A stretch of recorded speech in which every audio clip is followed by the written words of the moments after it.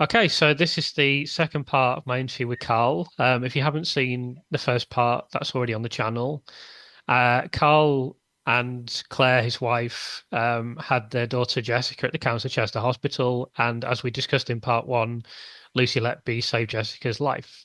So in the second part today, we're going to discuss his dealings with the Countess of Chester executives, the police, and some other issues related to that.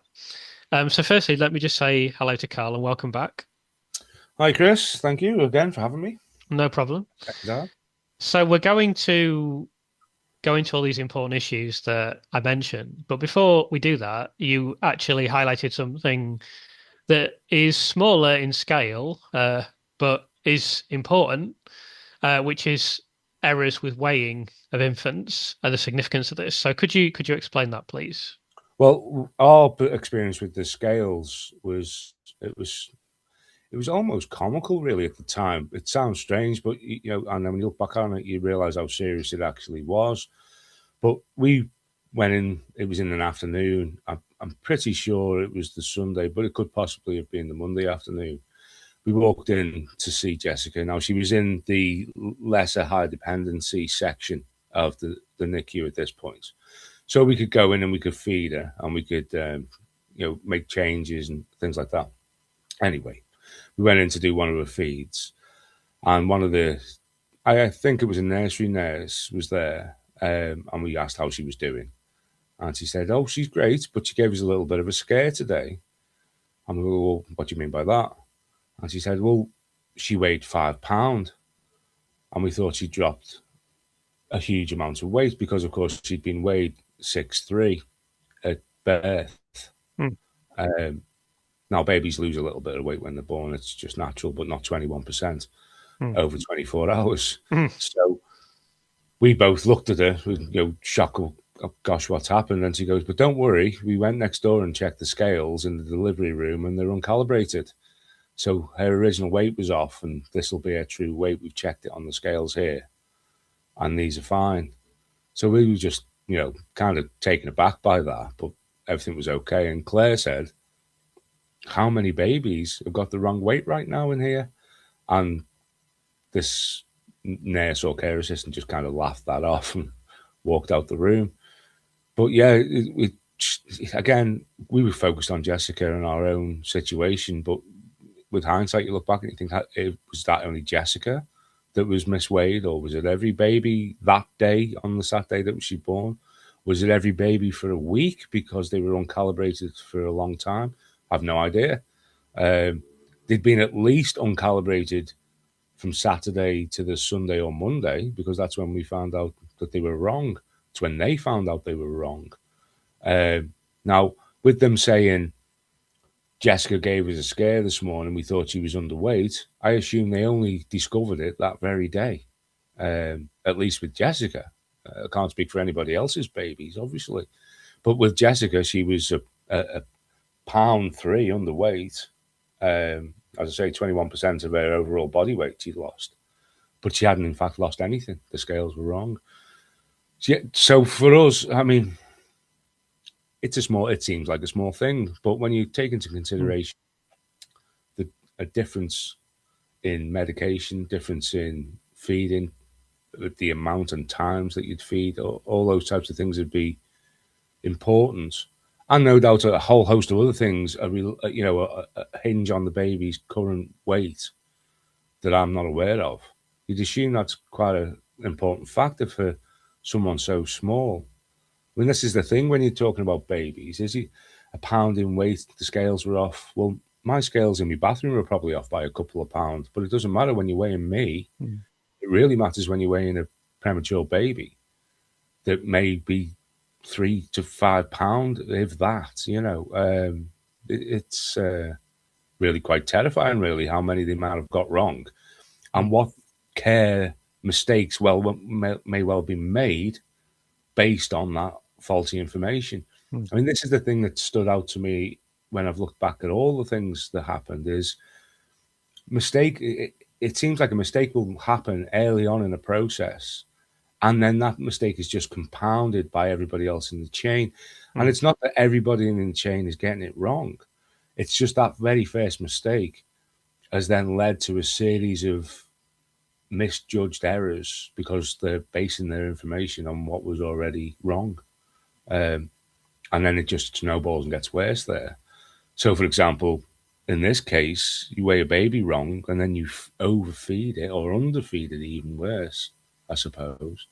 Or the medication measurement, the amount they're allowed of say, an antibiotic or anything else may well be significantly effective Mm. if they're a good pound and a bit off what they really are. I don't know because I'm not a doctor or anything Mm. like that, obviously. So I don't know how significant Mm. that mismeasurement is, but I would assume it's pretty significant. I mean, obviously, as they described to us, it gave them a bit of a scare. Now they're obviously softening that languages for us, but when they realised or when they thought that Jessica had lost over a pound in weight, it obviously Mm. was a serious issue. Mm. Um, Well, so yeah, I think I it's can quite say shocking. I think I can say a few things about this. So, firstly, given that the infants, certainly in the indictment, many of them, I think even the majority, are very low birth weight. If you had a significant variation in weight, that can quite significantly change the prognosis for the infant. That's the first thing I would say.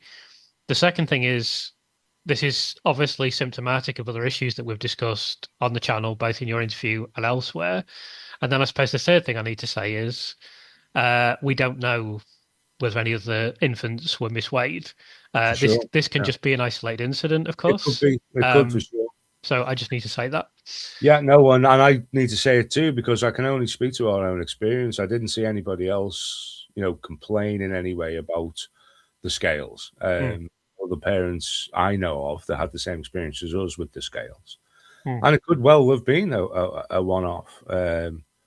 But as I say, Jessica was born on the Saturday morning. At the very earliest, this conversation took place on the Sunday afternoon, possibly the Monday afternoon.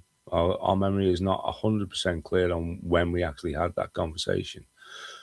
But it's at least 24 hours they were unaware those scales were wrong. I don't know how many babies were born in that delivery unit between Saturday morning and Sunday afternoon. But you'd have to assume, because of the reaction they gave us, that they were unaware of it for at least 24 hours. Mm. Um, Yes. Now, of course, once they've recognised that problem with Jessica, they no doubt will have gone and checked every other baby that was born Mm. that day, or when since them scales were known to be uncalibrated. But again, as I say, I don't know how long that had gone undiscovered. Mm. Uh, you would assume not that long because they caught it with Jessica within 24 hours. So you'd hope that it hadn't been off that long, but we Mm. really don't know. It's one of those things. I think it's one of the things that Claire highlighted to the police investigation because it seems significant and Yes. should be completely looked at. Now, I don't know. Possibly the police did look at that and it was a one-off, and there's no other concern there. Mm. It's not been. Well, we haven't certainly haven't been given any information. I haven't seen Sure. any information publicly, so Yeah. I don't think it was taken into consideration. But I'm not sure. Well, it's certainly interesting to hear about that. Obviously, we can't infer too much from it, but it's Mm. certainly an interesting and quite illustrative incident, I would say. Um, so we're going to talk about the police a bit later, but in our last interview, you told us a bit about the your experience with the hospital, how you initiated a meeting after seeing Lucy in the media, I think. So could you? I think there was two particularly important people Yeah. who met with you at this meeting. So can you tell us a little bit about that firstly? Yeah. So I'll just elaborate how the meeting came about to begin with. Okay. We'd reached out to the police after we'd seen Lucy on TV in the arrest, and then we reached out again when she was rearrested.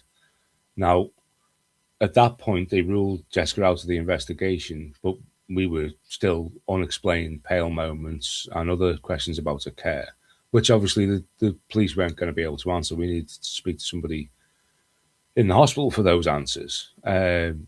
No, we previously reached out to the hospital to see if we could come in for a meeting, but we'd never received a response. The police, I think, instructed the hospital to sit down with us. From what we can tell, the way the email is worded, it appears as if they've asked the hospital or told the hospital to sit down with us and explain Jessica's care to us. So that's how the meeting came about. Um, within a month of that email from the police, we got the meeting with the hospital and sat down with them. It was definitely Beardsley, and we are 99% sure it was Kilroy that was the other gentleman. Now, I'm going to use some terms here that I suppose some people might feel disparaging, but this was just our experience of the event. It's just how it felt to us. I'm not making any character assassinations of these people. I'm just how I found them on the day. Now, we were very angry at the point we had that meeting, and we felt like we'd been pushed around from pillar to post at that point as well.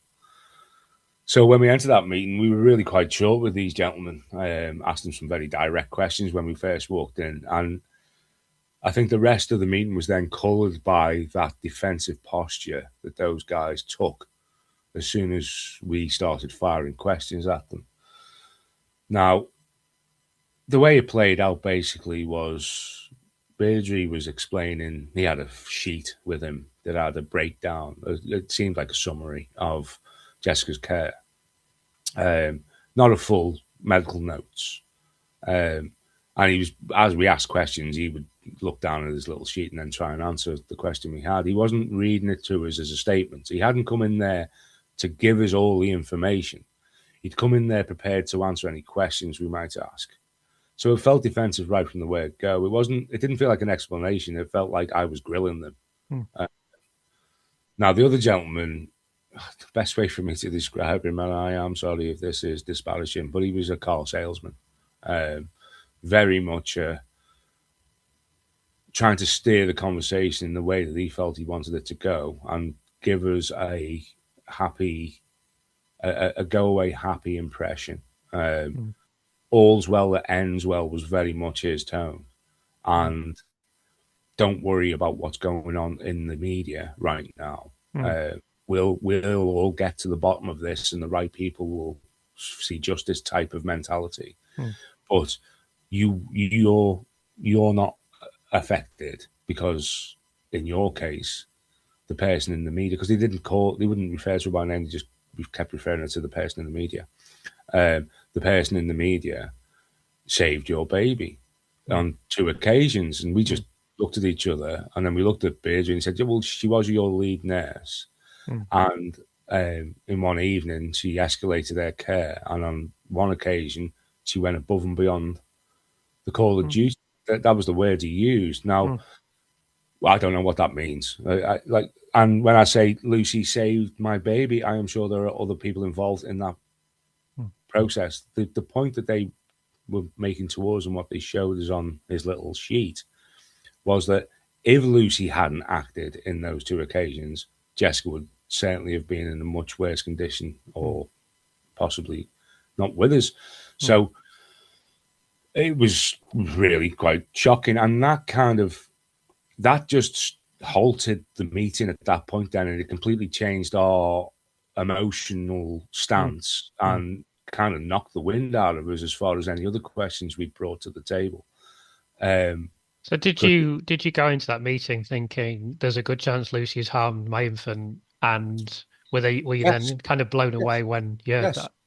We've got to be honest. We had our suspicions right from the very beginning that how could a nurse have done this, and how is this person who's so lovely to us possible of that? But of course, our main concern was, have they missed something here? And are these pale moments related to Lucy in any way? And of course, by the time we sat down with them, the media had done quite a number on Lucy Letby as well. So we were all feeling quite convinced, I think, in the country that they had the right person there. But we were still skeptical about that. We have been from day one. But yeah, it was totally a possibility that we were considering. And I've got to be 100% honest, Christopher, I'm not a genius and I can't see all ends. It's still perfectly possible that 2 things are true. That we have somebody who saved us and could possibly have hurt others. I can't say that's not the case because I don't know. I don't believe that's the case in any way. Otherwise, I wouldn't have taken the stance that Mm, we have. But mm, yeah, I don't know what happened for sure. And I've got to be completely honest about what they told us in the hospital and the note as well. There is a slim possibility that the police and the hospital conspired together to tell myself and Claire a bag of lies and protect Lucy from being charged with a attempt at Jessica's life. I don't think that makes any logical no. sense, but it's not off the table. Um, Obviously, these institutions will lie to their patients and the public if they feel it will protect them. Mm, The decisions they made before that meeting, I wasn't privy to, so I don't know what their motivation was going into that meeting. It may well have been quite genuinely, we want to give these parents as much chances as we can and hopefully put their minds at rest. And I'd like mm, to believe that was the main aim of that meeting. mm, But the more and more you read in the press and everything that you see that comes out, it's not their modus operandi. That's not mm, how they behave. They're not honest, open people that want to give you the best possible explanation of what mm, happened to you. They're protecting mm. themselves and from bad press and litigation. Yes. Um, so, so yeah, I've got to be 100% honest. And people have made this, observation on X is how do you know for sure that the hospital are telling you the truth? I don't. I don't know anything for sure because who does? I can only know what we experienced. But I do know that it would take quite an elaborate conspiracy to do that to us specifically for no real gain. Mm, And it would have, of course, if there was evidence, I mean, we've got to take into consideration as well that we made the police look at Jessica's case 3 times. And the third time they looked, they brought in a paediatrician to look at it as mm, well, to again try and reassure us that Lucy had definitely not done anything untoward to Jessica.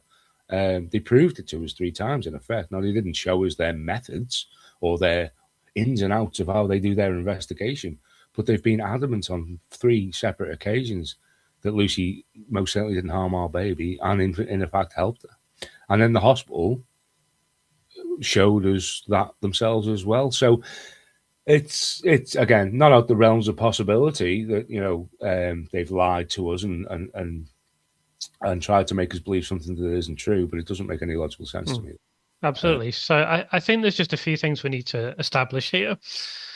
So firstly, there is in the meeting, there's a consultant sat with you in that meeting. mm. And that consultant is one of those that pointed the finger at Lucy Letby, is it not? Well, in the media for sure, as the way I've understand it, he was one of the main guys that was pointing the finger at Lucy. But in that meeting with us, he was in effect singing her praises Mm, to us. mm, And again, he would never, they wouldn't use her name directly. They just kept referring to her as the person in the media. Um, but yeah, he was quite he was very mousy in his speech to us. He would very mm, short answers, wouldn't really look us directly in the eye. mm, The other gentleman was way more chatty and way more willing to engage with us mm, directly, but he had the excuse which he'd given us as we walked in that he wasn't involved with the care of Jessica mm, or the unit when or anything had happened there. So he had he'd given us his get out of jail free card immediately that we shouldn't be across with him personally because he couldn't personally be responsible. Um, but they both said we weren't involved when I asked, you see, because it was my first question when I walked in the meeting. Were either of you 2 gentlemen involved in any of Jessica's care? And they both said no. And then I think Kilroy said, I'm brand new here. Now, again, what he meant by that, I don't know. Is he brand new to the role or is he brand new to this hospital? Is he brand new to the case? We didn't go into, ask him what he meant by that. I took it to mean that he meant he was new in the role. Um, Now, we were led to believe by the police that we were going to be met by the head of the hospital and the head of the unit. I don't think Kilroy was the head of the hospital at any point. I think he was a good couple of rungs down from that. But they're definitely the 2 gentlemen we saw. I can't be 100% sure on Kilroy yet, but I am trying to get that confirmed right now. Mm, mm, But from looking at his picture, that's the guy. okay.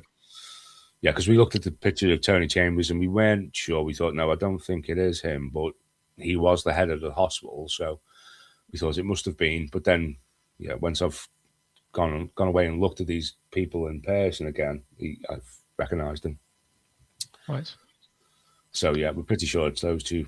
So I think that you have a consultant there. You have a consultant, as I say, he's pointing the finger at Lucy Letby, and you have the presence of Lucy Letby on the unit. So it's not even a case where you could say, well, Lucy wasn't there, so it doesn't fit into the pattern or anything like that. Obviously, she had the opportunity. That's clear. So I think it's inconceivable that they would get the notes out and show you, oh, look, Lucy, it's because it's a very definitive statement to say Lucy saved your infant's life. Mhm.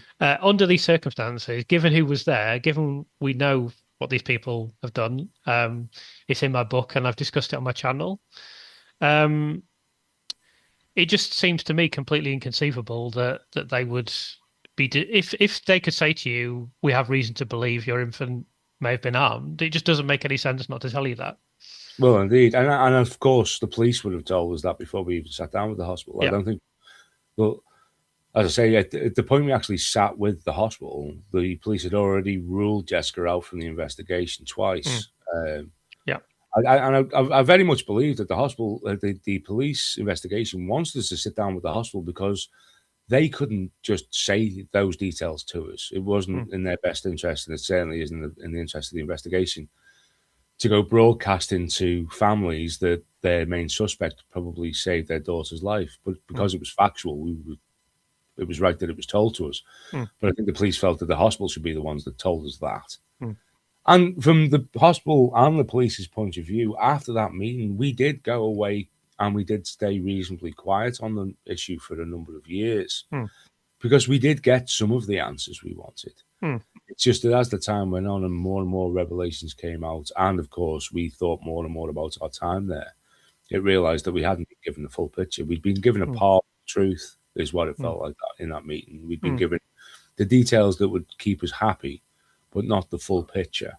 Now, of course, at that point, it was an ongoing investigation. It was live. Even if the hospital had details about it, they wouldn't have been able to share it with us. All they could share with us was what had happened with our child, obviously, Mm. and that's the way it should always be anyway. Mm. We weren't expecting, how do you know Lucy is the guilty party? We weren't expecting answers like that. Mm. We just wanted answers as to what had really happened with Jessica and Claire and why it had gone so badly. And we never got those medical answers literally until a couple of weeks ago when we sat down with Dr. Pitman. Mm. Mm. And he was able to explain from our recollections what had actually happened, why, and what the process had been, and why they'd probably made the decisions that they had, Mm. which was super useful. And of course, if the two gentlemen that we sat down with the hospital had just done that with us and just actually explained Jessica's care, I think as you see, what's quite possible is the police and the hospital misjudged why we wanted to speak to them. I think they felt that our main concern was that Lucy had hurt our baby, and that wasn't Mm. our concern. That's not why we really Mm. wanted to meet with them. Mm. We knew Lucy had been a nurse because we remembered her face, but we had no reason to believe that she'd hurt her in any way. Anyway, Mm. we just wanted those two pale moments explained to rule that out. Mm. But what we really wanted was an explanation of how everything had gone so badly wrong for Claire and Mm. Jessica. And although it had a good, amazing, great outcome, there was still so much trauma and so much things Mm. that had gone wrong, and we still had all those questions, and those weren't answered. So, yeah, as I say, the meeting it was definitely helped us understand more, but it just kind of opened up more questions the further along Mm. things went. Yeah. Okay, so that's all really interesting details of the meeting and so forth. So one of the questions I wanted to ask you was so much has come out about the hospital since. You yourself recounted to us in your previous interview that there's something dripping from the ceiling and that part of the unit was closed off. Hmm. We don't know if that was sewage, but you must have read about that since. Hmm. I'm sure you've heard about the sepsis that's endemic on the unit, other issues. Um, we don't know these things were brushed under the carpet, but it certainly doesn't seem to have been met head on in quite the way that it should have been. So how do you feel about that, given that your daughter was born there?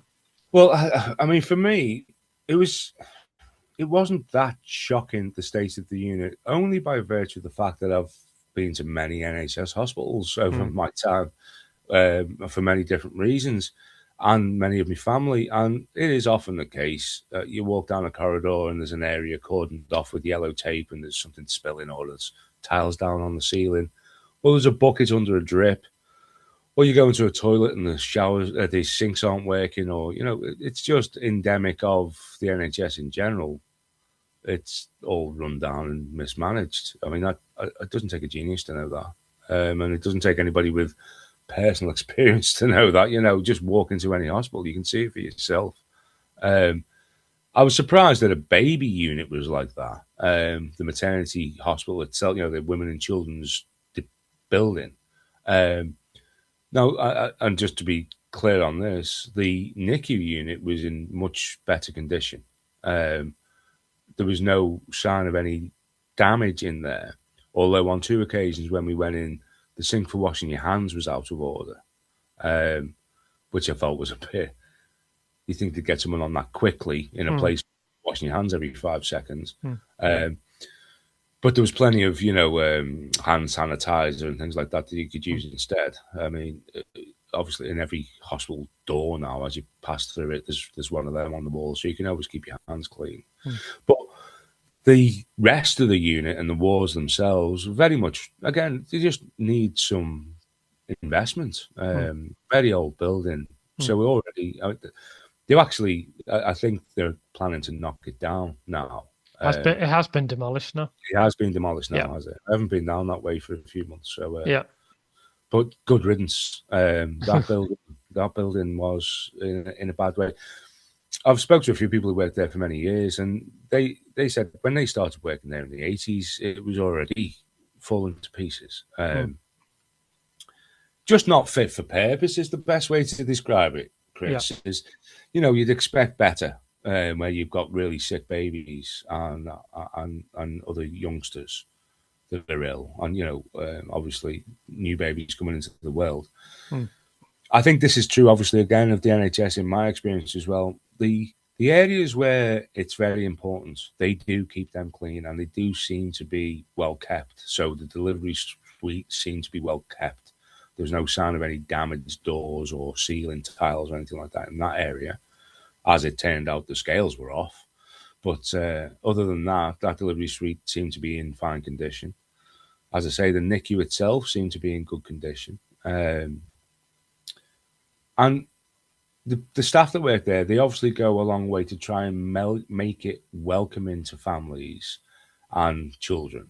And you've got clowns and balloons and things like that posted up, and other things that appeal to children to try and just take the edge of it, off it looking so sterile and grey. And again, like I said yesterday, I think the staff are probably doing the best they can with the equipment and the facilities they have. But the building itself, I think, was just far too old for purpose. mm, And I don't know what sort of staff they have on as far as maintenance staff is concerned. But the people that work there would often complain they were still waiting for somebody to come and fix something. So it might be an electrician to do a pat test, and they can't use that piece of equipment until it's been pat tested. Or it could be they're waiting for a plumber so he can come and fix the sink. There was often, because we were there for over 2 weeks, you get to know these people quite well. They see your face every day, every few hours. They're chatting to you, and you just say, you say to them, "How's your day going?" And they'll run off a list of everything that's bloody wrong on the ward that day, and it's always the same list.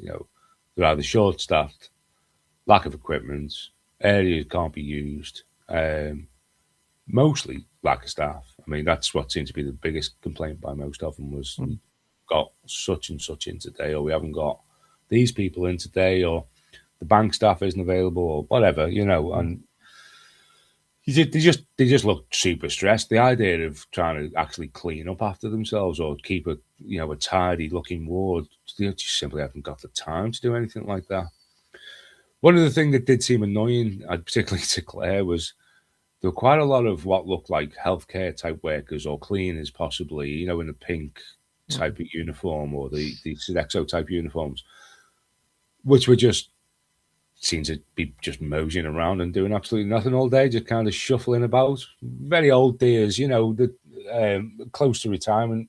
Lovely women, grab you a cup of tea any time of day type of people, but not really seeming to do much of anything that would be useful for the actual nurses and midwives that were running the unit. I'm making a judgment call there based on my own observations. I don't know what these people actually do on a day-to-day basis. I'm sure they work hard, but it seems to me that they're putting money into people and that they don't really need. Money that better spent on, say, another midwife or a couple of nurses instead of 5 healthcare workers, cleaners that seem to not do much of anything. Again, just my opinion. And I don't know any better how to run a hospital than anybody else. But yeah, it seems like the unit could. Well, it it always comes back to the same thing. Poorly run. It doesn't seem like anybody was in charge. No leaders. Nobody taking control. Nobody saying, right, that needs doing.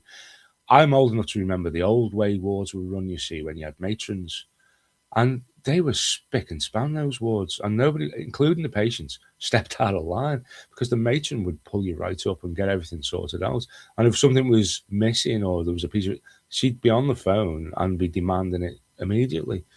One of the biggest things I think is missing from hospital wards in general is that matron situation. Now, I believe in some places they've tried to bring them back, but I don't know. Once you've broken a system that was working so well, I don't know how well you can fix it. But I say I'm old enough to remember when this hospital care wasn't like this. It was never fancy. The NHS has always had a hard time, and it's always been a hard job for anybody that works there. But there were certain standards and expectations that just were the norm in the NHS, and they've all slipped. They've all gone. And one of the biggest things that stands out to us is the lack of experience. Our experience on the ward in general was people didn't know the answers to questions. You'd ask them simple things, really, you'd think. And they simply wouldn't know. Go and speak to a midwife or go and find a nurse. So, a lot of the people that work there don't seem to be medically trained in any significant way because they're unable to answer or they don't realize the gravity of situations or they don't know where things are. I mean, we had that experience a lot. You'd ask someone where something was in the building, say a vending machine or something similar like that, or a toilet. They'd have no idea. Don't you work in this building? Well, not usually. I'm only here because such and such is off. That sort of thing. So I think a lot of the people that were working there, and I think this was definitely our experience on the Saturday, were inexperienced and not usually even in that unit. I think the skeleton staff that we got on the day of Jessica's birth, I think many of them might not have been either fully experienced to do what they needed to do and make the right calls, or not usually on that unit in general. At least one of the guys we're pretty sure was I'm not sure how they refer to him, but it's a GP doing, the stints that they have to do before they can go back and just be a GP full time. I'm not sure what the correct term is. Yeah, but I know what you mean. It seems like bank. I'm not sure how to say it. But anyway, yeah, it seems like the guy that was delegated to look after Claire's scar was one of these gentlemen because Claire met him about a year later in a GP surgery and asked him, what you're doing here? And he again panicked in the presence of my wife, as he did the first time he met her. But yes, it just seemed the whole unit, inexperience, ill run. not well maintained, and everybody having to wait on everything as well. That was a big one. Like I say, those ceiling tiles that were cordoned off, there was at least 2 or 3 days they were like that. Now, I don't know what was dripping into the bucket. It might just have been purely clean water. It looked brown to me, but I don't know what it was. Didn't go anywhere near it, obviously. But 3 days, that seems excessive for a plumbing job. I would imagine, and maybe I'm wrong, that they have people like that on staff, on site, maintenance crews.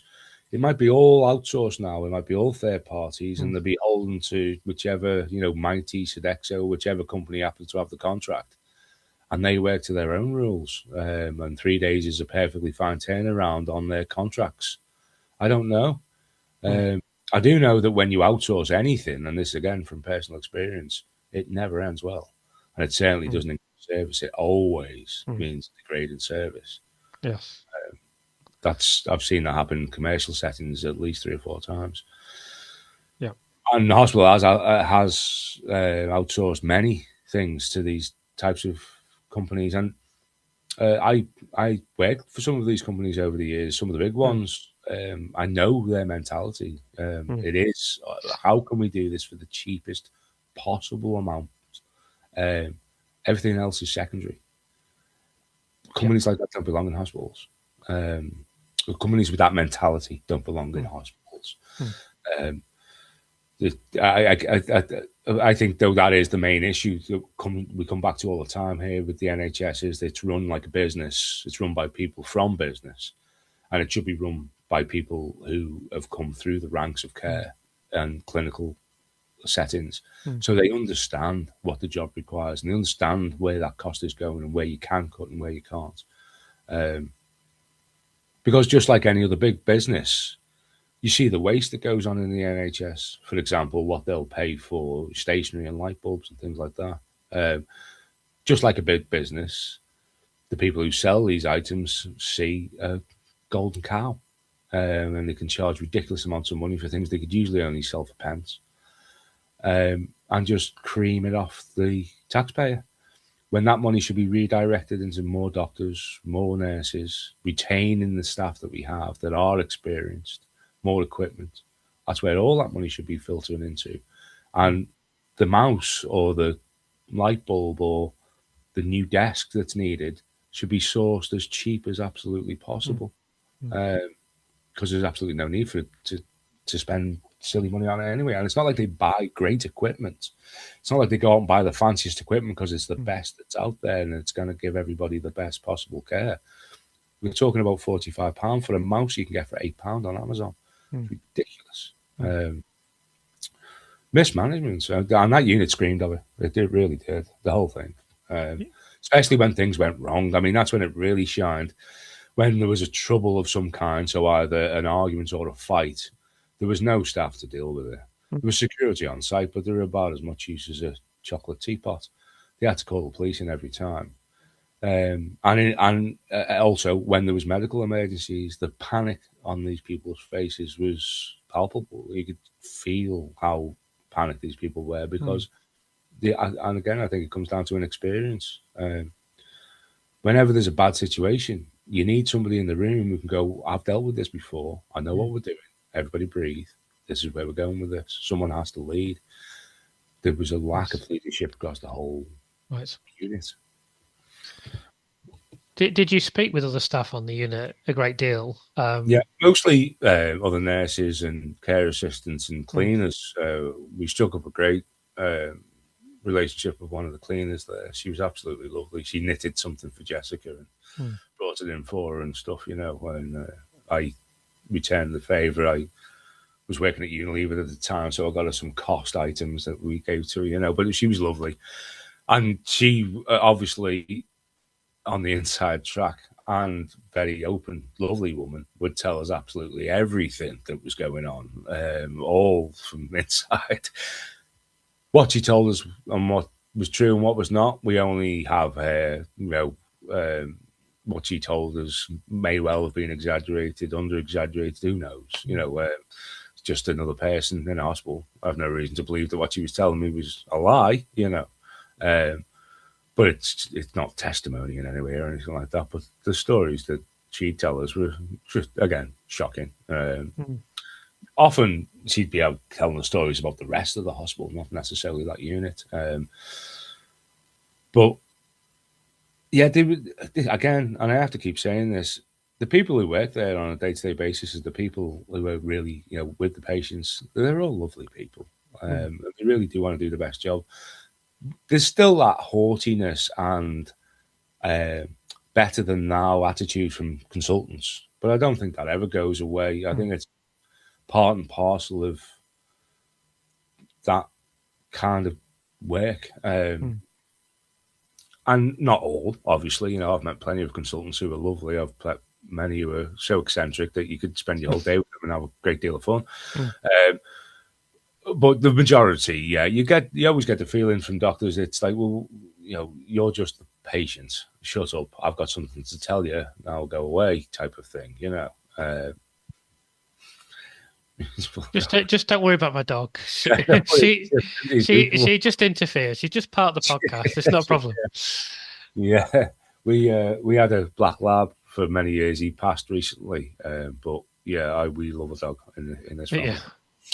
No, yeah, it's just the hospital. It's just not good, and the people that we spoke to not enjoying their roles in any way. Very, very stressed out people, but all of the kind of attitude of keep calm and carry on, because it's so English, isn't it? Mm. You meet people in every line of work like this that are absolutely pushed to the breaking point, and they just smile and try and keep going on, and then they go home at the end of the day and they have a little cry and watch a bit of TV and then do it again the following day and get paid peanuts for it. Mm. So I've got nothing bad to say about the people that work in the NHS at that level, because I couldn't do it, Mm. and that's just the truth. Yeah. So yeah, and a lot of people would tell us things that they probably shouldn't share with us, and things like that. And again, that's why I would never name names in this way, because I wouldn't want anything to happen to people who would just tell them what their experience was, their day-to-day experience on that unit. And that's why, for us as well, it wasn't just what we saw; it's what we heard and what we were told as well. It wasn't just our experience; it was what these people were sharing with us. And so our hearts goes out to anybody on that unit that has had a bad time, including the staff. I mean, it's one of the things about the group that we're setting up is it's not purely restricted just to parents. Mm. If you worked on that unit and you have an experience in that unit that you think was terrible and you want to share it with people, but you don't want to be public, then we're the perfect group for that. Absolutely. We want to just try and create a space where people can come in and speak about their experiences on that particular unit and feel that, well, this is not going to come back and bite me. I'm sharing this with people who will keep these stories to themselves, but more importantly, can understand where we're coming from, and understand each other and sympathise with each other because we've experienced similar things. What that becomes or what that grows into is completely off the road for us. We're not even thinking about that. All we really want to do is just help people. And if that extends to nurses and doctors who feel like they've been treated terribly there as well, then we're more than happy to want to help them too. In fact, that would be just as useful for our group as it would be for them.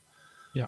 Have professionals in the group that can help, learn and understand what's happened to each of us.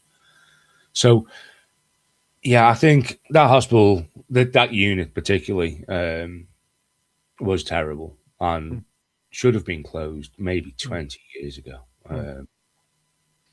Well, I do personally believe, I don't know for sure, but they'd had all these fundraising efforts and such like, and of course the unit was due to be demolished and now has been demolished. And I do think that to some extent, maybe to a great extent, they were just trying to coast through until they moved to the new unit. And unfortunately, and at the same time, I think they were probably trying to acquire as much funding as they could at the same time. And it was just a perfect storm where they took on too much in inadequate conditions with inadequate staffing. Yep. And we're seeing it every day almost now with maternity issues. Obviously, Nottingham has been the most recent, very high profile case, but I think this is just another example of that. And unfortunately, in this instance, instead of the hospital being big enough to hold their hands up, this very strange scenario has occurred in which Lucy's carrying the can for it all. And Yeah. I'm sure one day, I think with very much for your assistance with what you're doing, they will have to face the reality of what happened. And I don't know what that will look like, but I think it's become very clear that it was a malfunctioning hospital, and we've seen elsewhere the consequences of Mhm. a malfunctioning hospital. We may only now just be scratching the surface of what I happened. What happened here? I fear that that is actually the case, and this is just the tip of the iceberg that we've seen so far. I can imagine that it's much worse than we think, which is a terrifying thought. Yeah. But all the more reason to keep pushing forward with this and getting the truth out there and making holding these people accountable as well, the people that made these actual decisions and when they made them. Because we do have to remember. We say the hospital or the institutions and things like that, and it makes them nameless and faceless. But there are individuals that are responsible for these decisions ultimately, and decide to make the cuts that they make and do the things that they do, and there should be accountability for that. I think it's one of the things that's missing from our society in general right now, and the NHS is a prime example. Is there is no accountability when things go wrong. And if it does come, it comes so far and with such difficulty and so far down the line that it almost becomes meaningless. Um, that's not that these things shouldn't be pursued, and these people should definitely be held to account, even if it takes 50 years. But it shouldn't be this way. It shouldn't be this difficult. Once problems are recognised, then there should be an open policy where everything is looked at immediately and with a fine tooth comb, and that all the findings are public. I mean, this is the important thing: is that everything should be done in the broad light of day. Nothing should be done behind closed doors. I believe this about the justice system as well. In general, I don't think anything really Mm. should it especially when it's obviously in the public interest, like how the NHS is run, for example. Mm. None of that should be done behind closed doors. No judge should be able to say, well, this isn't the right information for the public. It will cause an uproar. It will cause a disillusionment with the NHS, whatever it may cause. Give us the damn truth. Mm. We'll decide what it's going to cause because you guys work for us. Now, Absolutely. it's been lost on, I think, maybe my whole life. It's been lost on the powers that be, that they are beholden to us. Um, and things like what's happening in Nottingham, and Mm. hopefully something that might happen here, is that reckonings like this hold these people to account and remind them that you are beholden to the people that you serve, and they do deserve answers, and you will be held accountable when you mistreat them. Mm. Uh, you don't get a pass because you work for a government institution, simply because they can close ranks and protect you. I wonder, and again, maybe I sound a bit conspiratorial saying this, but I wonder how much of these institutions conspire together as well. How involved were the police and the hospital in this investigation? How deeply were they embedded with each other? Because, from my opinion, that investigation should have also held the hospital as a suspect. Mm. The hospital is a general term here for the administration and everybody else. It should have been completely looked at as if anybody, at least in the beginning, could have possibly been behind any of this. And the first port of call is the obvious, that it was failings in the hospital and mismanagement and bad care, not an extraordinary explanation of a surprise serial killer who's shown no indication ever in a previous life of anything dangerous or violent, Mm. has took it upon herself all of a sudden to kill as many babies as she could get away with? Or is there something wrong with the hospital and the unit? Which one is more likely? Just on its face, as the police should have approached, I don't know, maybe they did. I would have hoped, at least, that the police investigation approached it in that way, with a completely open mind as to what was causing these babies' death in the first place.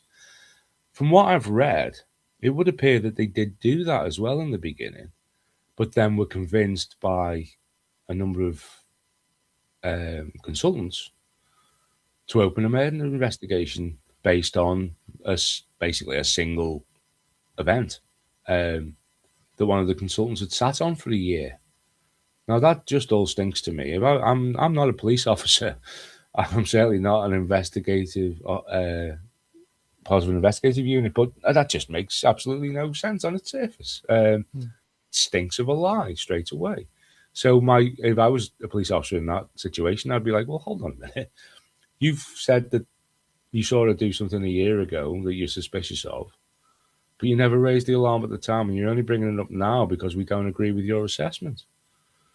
But that's on its face. It stinks to high hell. Again, if something, I'm a very simple man. If something doesn't make common sense, something's rotten in Denmark, or somebody's lying. Either I don't have all the information, or somebody's lying to me.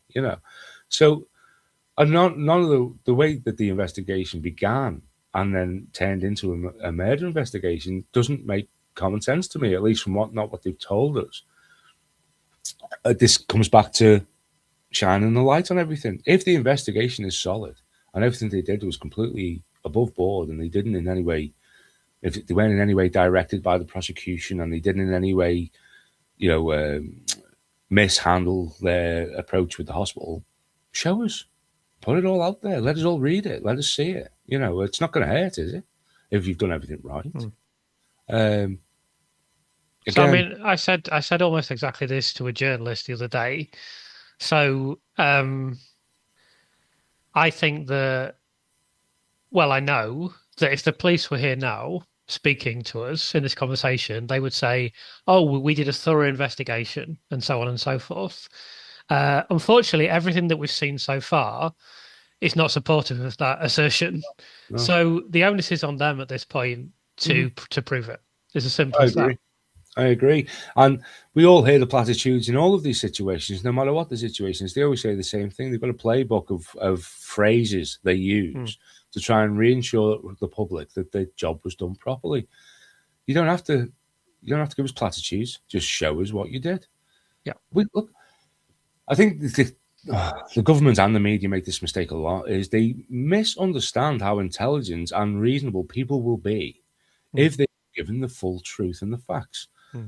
People will often come to very reasonable and very measured conclusions and actions if they feel that they've been given all of the information and they know why things went wrong. People will accept their errors and that things go terribly wrong, particularly in hospital settings. What is painful for families is the lies and the dismissals and the obfuscation of the truth after the fact. That's what's really painful.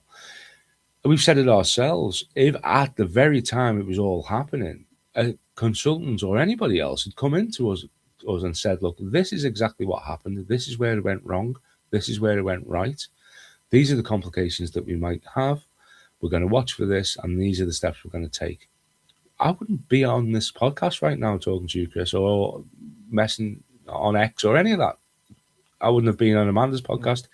We had a small story of our connection to Lucy Letby, but that in and of itself is not that remarkable.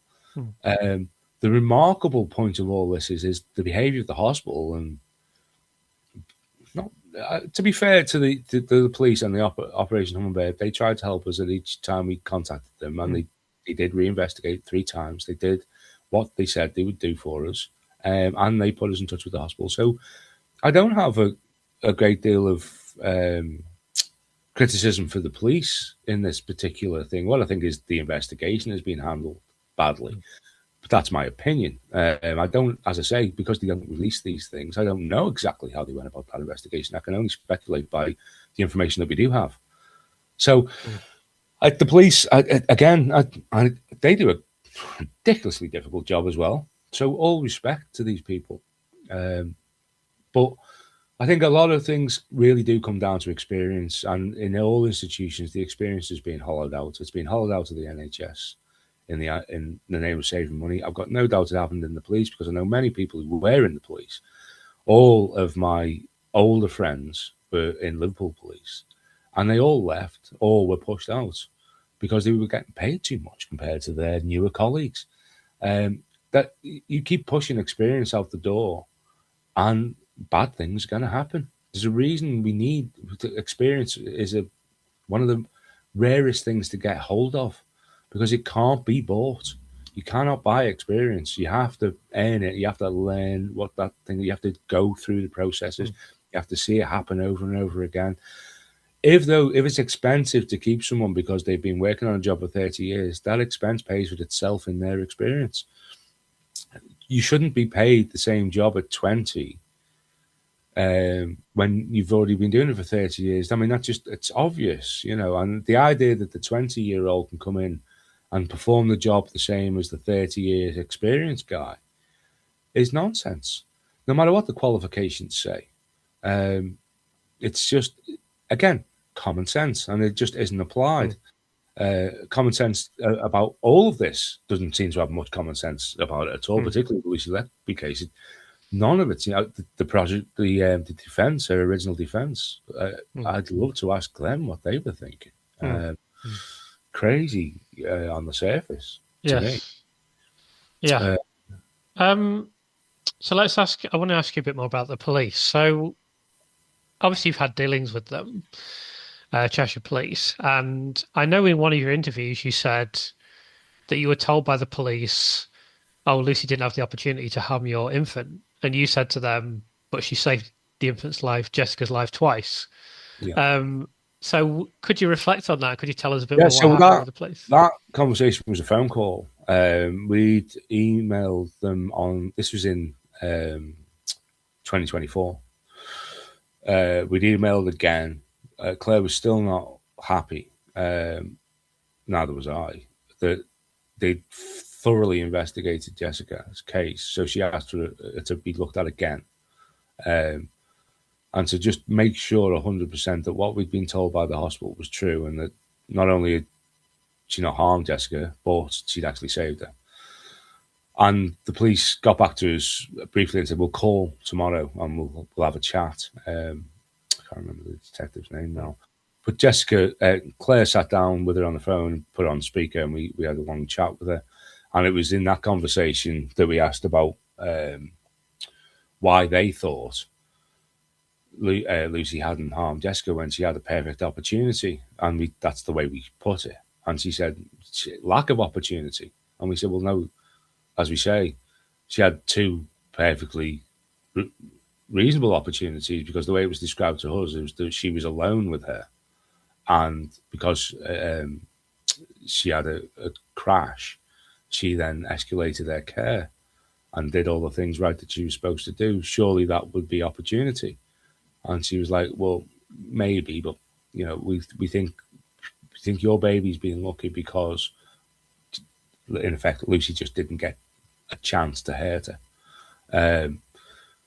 But it felt like she was just telling us whatever she could think of on the top of her head on the day that she was on the call with us. I don't think she'd give it much thought as to why she hadn't harmed Jessica. I don't know whether she even thought that we'd ask that question. The phone call felt like what's the word? A platitude. Yeah. But again, give them the fair due where it's deserved. They've got a very difficult job, and they have done with all of this case and everything else. And we have hounded them. We've been on them, many times, many emails, many letters, and they've always been as accommodating as they could be within their remit. What felt a little bit dismissive was just simply Jessica's not involved in the investigation, with no explanation as to why. Because as we could tell, very close proximity, opportunity, pale moments, all the red flags were there. Surely she'd been part of the investigation, but they kept just telling us, no, she's not part of the investigation. Now, of course, it's the wrong way to term it. She was obviously part of the investigation because they looked at her file 3 times. what they mean by that is she's not going to be indicted. Mm. Um, so yes, it was frustrating, the dealing with the police, but we felt that it wasn't their fault. Their hands are tied as to what they could share, obviously, and things like that. Live ongoing investigations. Now, in 2024, when we asked for Jessica's records, they said you can't have them. It's still a live investigation. Now, as far as I'm aware, it wasn't a live investigation at the point that we requested that. So now that could just simply be I suppose they would argue that as they were trying to get these other cases in court that predictably failed, they could yeah, argue it was part of that, I suppose. I and don't know maybe how they could argue that because it's the wrong time period, but there you go.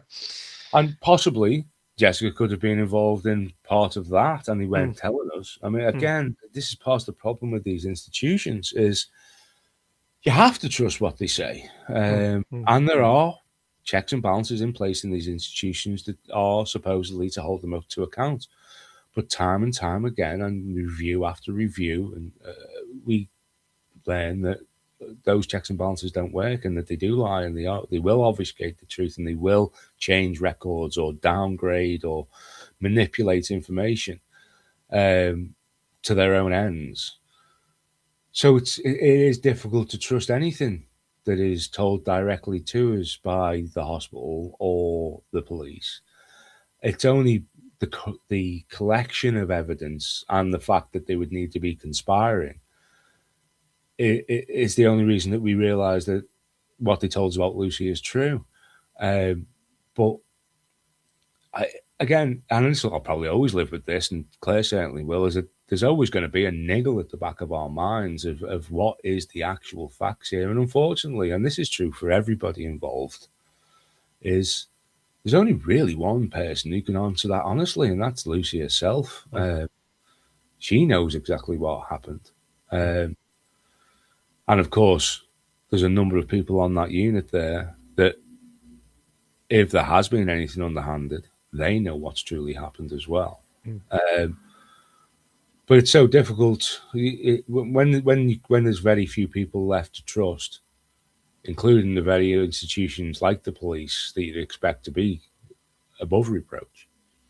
Um, it really leaves you in a kind of limbo because what you have to figure it out for yourself. Then you have to try and find out the information for yourself, and you have to really research and dig. And the vast majority of people like me, just normal average Joes, we haven't got the time to get to the bottom of things. We just have to assume the authorities are being honest.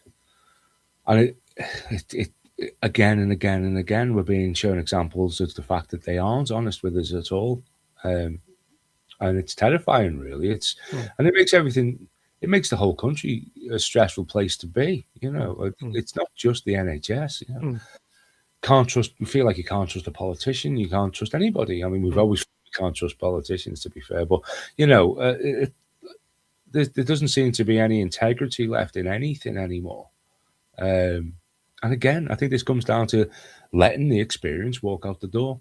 Those people who have been in a job for 30 years, they've naturally gained integrity as they do it. They know what they should be doing. They know what the right thing is to do. They know it in their hearts. If you kick these people out the unit because you can save a few bucks a year, it's so much is going out the door there for so little in return. I think for me, always the key word is transparency. You Yeah. know, where you have to beg and borrow to get the court transcripts. You don't record the court process. You can't speak to the court. The police don't want to release anything. The hospital don't want to release anything. You know, um, Well, we the do question that we comes do back to me. we do fund all of these things. I'm not sure if they're Well, aware of that, but exactly. I was just going to say the same thing. The question that comes back to me is, who do these people think they are? mm, They answer to us. Again, people think of that as a naive statement these days, but it's bloody not. It mm, needs to be remembered by everybody involved in living in this country, is that those people, all of them, politicians, police, all the public servants, are there to serve the nation and its mm, people. And we pay through the nose, not far off 50% for some people in mm, taxes, to make sure that that happens. mm, And the only way to make sure that it's run that way is transparent accountability. Um, And our court systems, particularly, they've always operated like this. The behind closed mm, doors mentality of our mm, justice system, I think, is something that needs to change. Always has needed to change. mm, And we could all sit here, we could spend an hour pointing to various cases over the years, over the last 50 years, where they've got it horrendously wrong. Um, and see what this is what I'm worried about with Nottingham and any other new reports that come out is we get disclosure, we find out what was happening, and a handful of people are held to account, but the system doesn't change, the institution doesn't mm, change. It's mm, just going to keep happening. It's just going to be different faces and different people, but the core of the problem continues. And as long as the institution is hell bent on protection mm, of its own interests, wherever that institution may be, whether it's the police or NHS or anyone else, mm, as long as that's the mentality within the institution, it's we're always going to keep coming across things like this, where the people that are supposed to be served by that institution are underserved or worse, um, and then the people who work for those institutions are blamed when it goes wrong. Um, we really need a shake-up of the entire system and how we operate these things. I just yes. know, me personally, I don't know even where to begin. Yeah. All I do is just explain what happened to us, and Mm, maybe that could move the needle mm, positively mm. in the right direction. Absolutely. So I'm going to put some documents on the screen now, if I can do the technical side of this, which is debatable. Let's see. There we go. There we I've done go. that. Yep. So I've shown Carl this document before the interview began, and I've also mentioned it previously on the channel. And this is a letter from Ian Pace, who's a lawyer, telephone noting, it's described as. So this must be a telephone call with Sue Hodkinson, who's a major administrator at the Countess of Chester at this time. So I'm going to start reading it from here. So Ian Pace has said, my ultimate concern was the potential for patient safety and the question of whether or not returning her, meaning Lucy, back to the unit may place her at risk even if there is no evidence found as part of the forensic review. There were also management issues arising from her return to the workplace because of the various clinicians concerned. She still may resign and claim constructive dismissal because we have excluded her from her duty. This type of claim will be capped unless she can show there is a whistleblowing element to it, in which case exposure would be unlimited. I said that overall, bearing in mind her salary, the financial exposure isn't all too great for a constructive unfair dismissal only claim. On balance, the Trust would rather this than potential patient safety issues and the reputation impact this would have. So my reflection on that, as I've already told Carl, is that they were thinking the best case scenario for us is Lucy going for constructive dismissal, and we probably won't even fight it. She'll get it. They're basically saying it's inevitable she'll get it, but we don't want patient safety to be exposed. And the reason they wouldn't want that is what we're seeing now in the NHS, which is that they would have been left very much financially exposed. Mm-hmm. Um, so I'll stop sharing the screen now. I did show you this in advance of the meeting so that you're prepared. What do you have any reflections on that, having seen this document? Well, it just this is exactly the thing we worry about is happening behind the scenes in these organisations. Is that the decisions are not being made in the interest of patient care. They're being made in the interest of what's the cheapest way we get out of this. Um, it's shocking to see Lucy particularly spoke about in this way. Is that it seems like the hospital was against her long before she was ever charged with anything. Mm, Of course, for the people that know of the grievance that she won and everything else, um, it's just more evidence that they were wanted to get this person out. For what it was appear is quite rightly blowing the whistle on problems that needed to be addressed.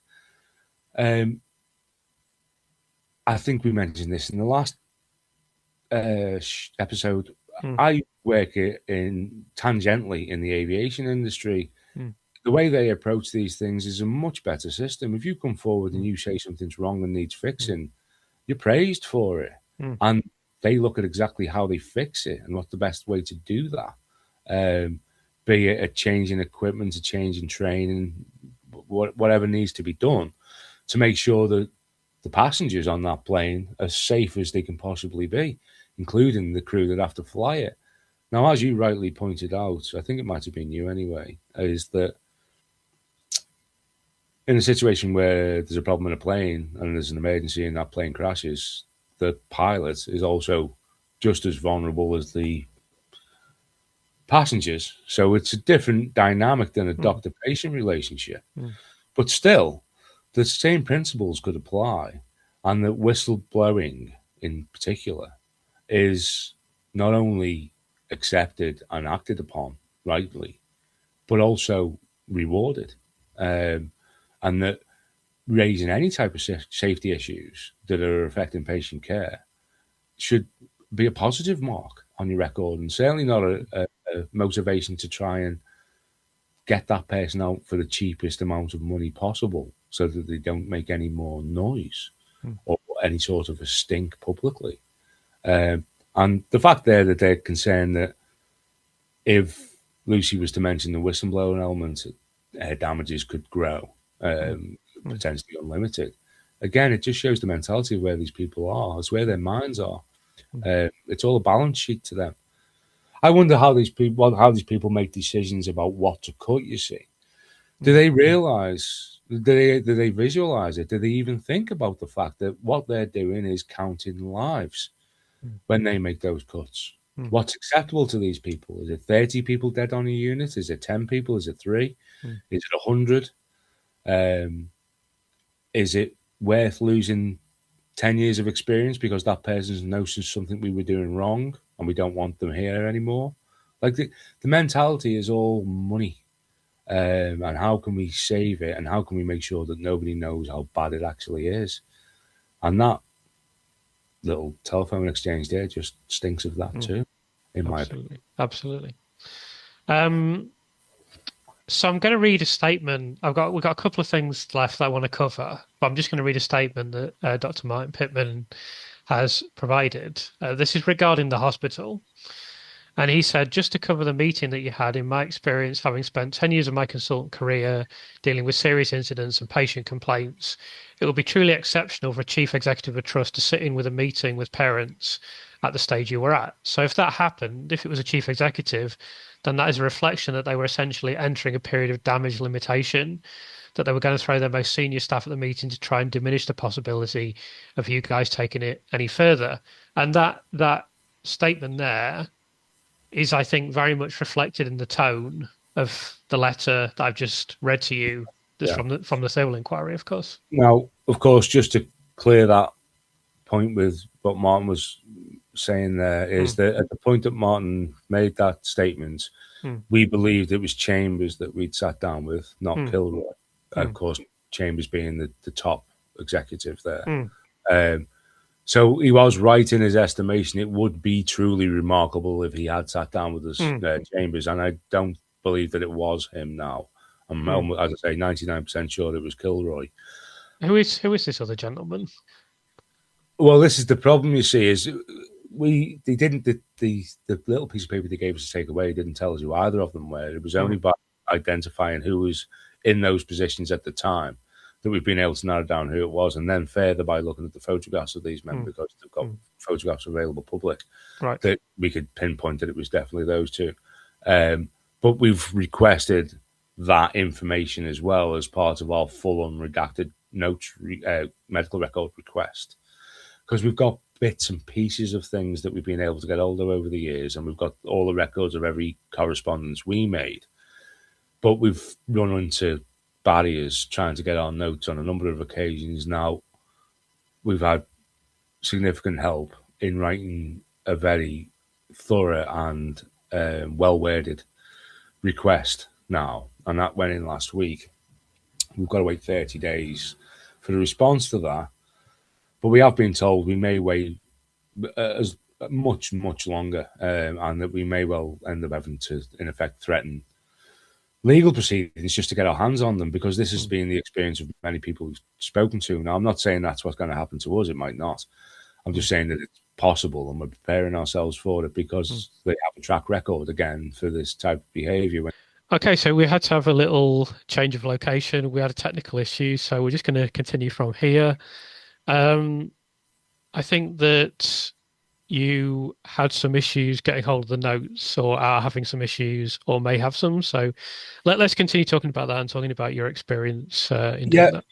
well, as I say, with the notes, and this is one of the reasons why we've set up this group, is to help other people do what we've been able to achieve the last couple of weeks. Is there's a very specific way to go about getting them properly if you need to, and there's certain words and phrases you should use in that request that will kind of light a fire underneath them.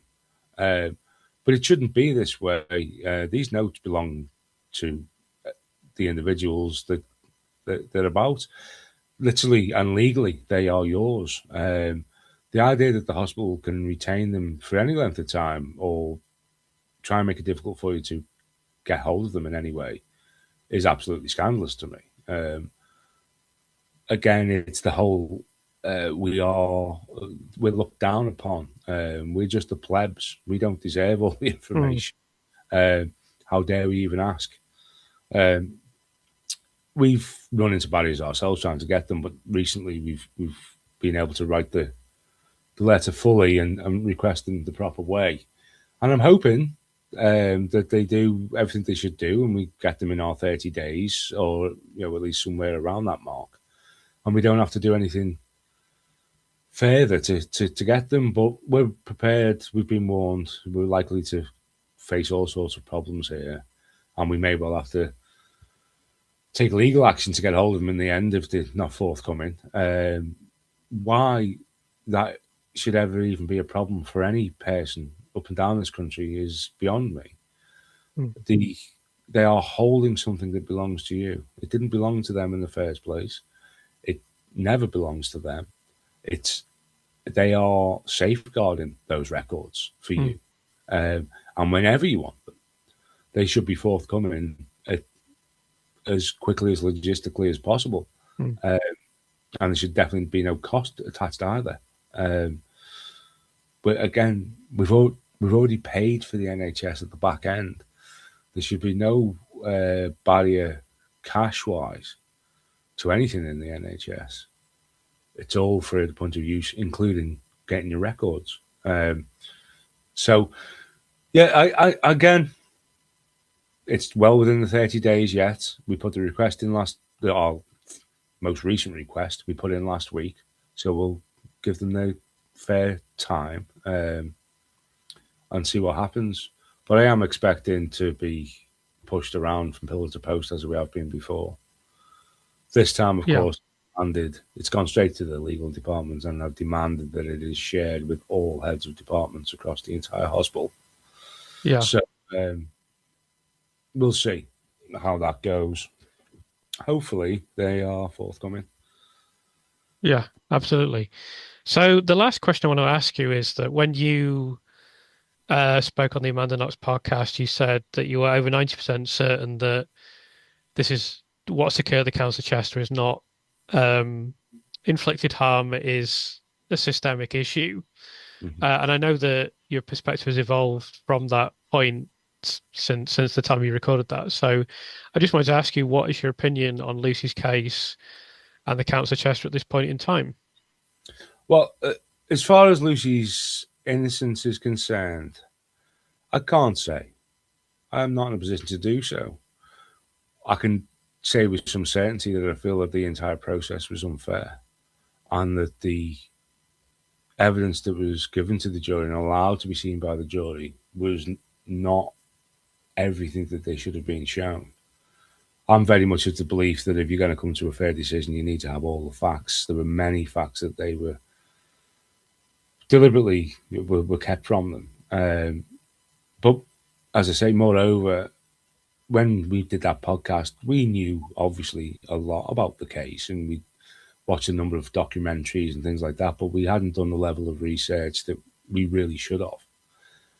So once it went viral, I took the time to really start digging as deep as I possibly could, and I haven't discovered anything yet that has maybe changed my mind. In fact, it's just reinforced what I already suspected, and I'd say I'm closer to 99% at this point, in our belief that she has been given a unfair crack of the whip. Mm. I want to be super careful when I say this, because I don't want to join a Lucy Letby freedom campaign. I Mm. don't think I'm in any well placed to help that campaign. Mm. Some people might disagree with that, but I think there's already much more capable and resourceful people doing that good work. And I wouldn't want anything that we've got to say to in any way hinder that process, either positively or negatively, really, because what we've got to say is really more about the hospital itself and the way it treats its patients and its staff. Now, we think with our story, it is a unique element to it that we can point favourably and positively to somebody that is widely believed to be something else. We don't believe that that is who she is. We, from our own personal experience with her, and I and Claire, remember her very much favourably. We see her as one of the only people who really knew what they were doing there and wanted to actually help us understand what was happening. And then to learn years later that she was instrumental in saving her life, and it never even asked us or told us that she'd done that. You know, we've never just going on with her job like nurses do every Mm. day around the country. This will be happening right now. There will be a handful of nurses right now who are saving somebody's life, and they do it every day. And she did it for us, and that's why she means something more to us. But our experience of her and what happened with Jessica can't, and we'd never want it to, take away anybody else's experience and memories of what happened there. And for those babies that did die in that hospital, and I don't just mean the ones connected to Lucy, all of those parents are valid in the way they feel and what they think happened. We'd never ever trample on that or try and speak over them, Mm. be them connected to Lucy's case or not. What we want to do is try and help other parents get answers and hold people to accountable, hold the right people to account if they were badly cared for and badly treated. And I think that's probably many, many, many, many people. And we've been thrown into a small spotlight here because of the Lucy Letby connection. But what I really want to do is help other families. There are other people already helping Lucy, which can do a much better job than I ever could. As we've mentioned online, we wrote to Lucy to thank her for what she did for Jessica. And for a lot of people, that's going to be super difficult to understand, and I totally get that. I can completely understand why, for some people, that seems terrible. But for us, she was nothing but a lifesaver and somebody who cared about us and cared about our daughter.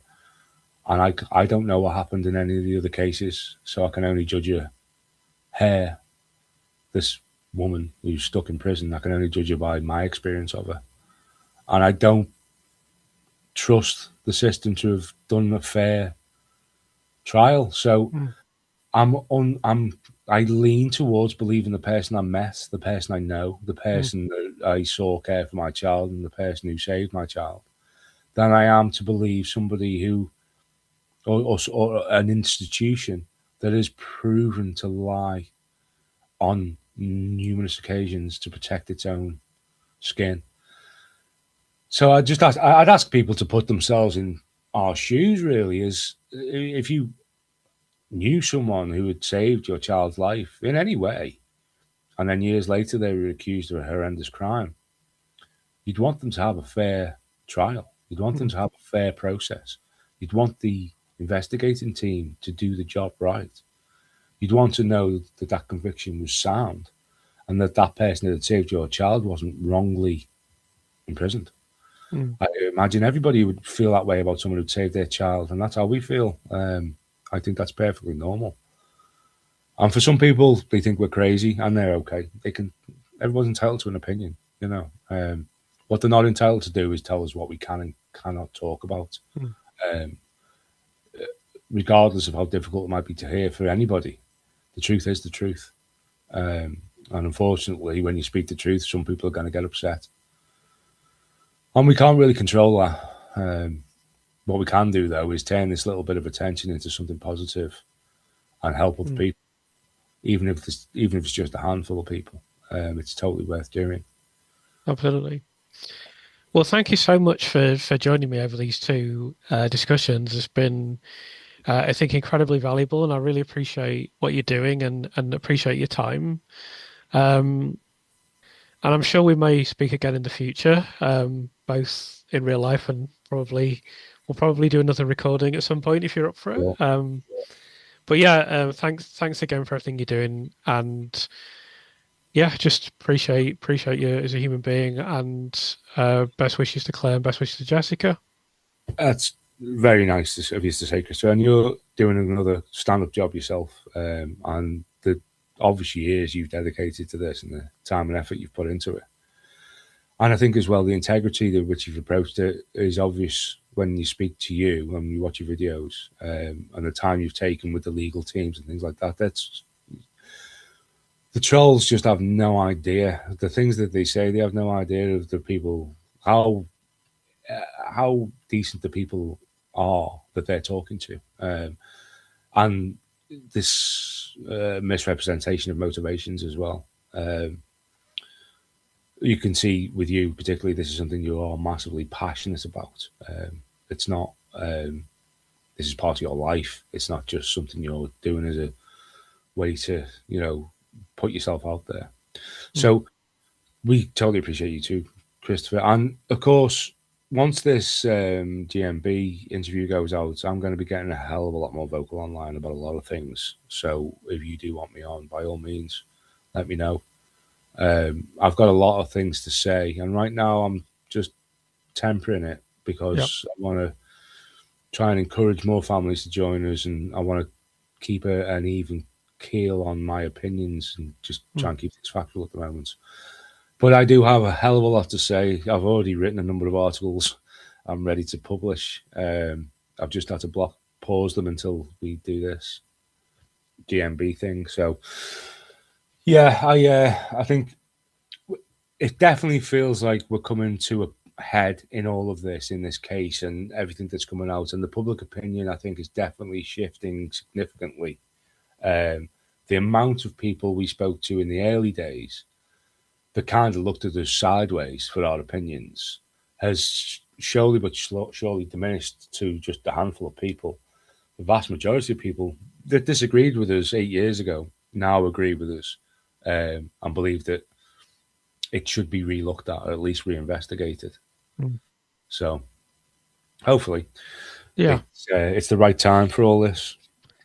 Yeah, well, we'll look forward to that if that's the right term. I'm not sure it is, but well, it's going to be bittersweet as well, isn't it? Because this poor woman's had 10 years of her life taken away from her. Absolutely. Well, thanks again, and we'll talk again soon. Yeah, take care, Chris.